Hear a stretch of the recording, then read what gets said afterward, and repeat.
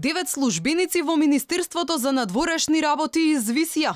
Иако ја поминале прелиминарната селекција за да заминат на дипломатска мисија во странство, Министерството без образложение им го поништило огласот. Од Синдикатот на дипломатски службеници до чии документи дојде Алфа прашуваат дали раководството во МНР по сопствено убедување врши избор на подобни и неподобни дипломати.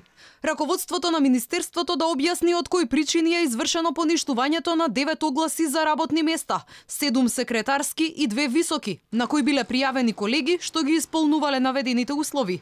Стои во реакцијата на синдикатот. МНР потврди, велат огласите биле поништени од непредвидени причини. МНР поништи 9 од вкупно 48 објавени интерни конкурси за пополнување работни места во дипломатско-конзуларните представништва заради непредвидени и објективни околности кои ги смениле потребите на Министерството за упатување дипломатско-конзуларни службеници во представништвата. Од синдикатот алармираат и дека дипломатските представништва не се трговски друштва, а амбасадорите немаат ексклузивно право да го бираат персоналот. Евидентна е бројката на новоименувани амбасадори кои во мисиите во странство ќе ги поведат и најблиските соработници од Министерството, реагираат од синдикалното здружение. Тие бараат службениците во странство да заминуваат поради нивната стручност, а не заради блиските релации со амбасадорите. И на куминатиот месец, 10 дена по распишување на претседателските избори, лично министерот Никола Димитров подпишал одлуки за испраќање на извесен број дипломати во македонските представништва во светот. Тогаш од Министерството се правдаа дека се работело за редовна годишна ротација.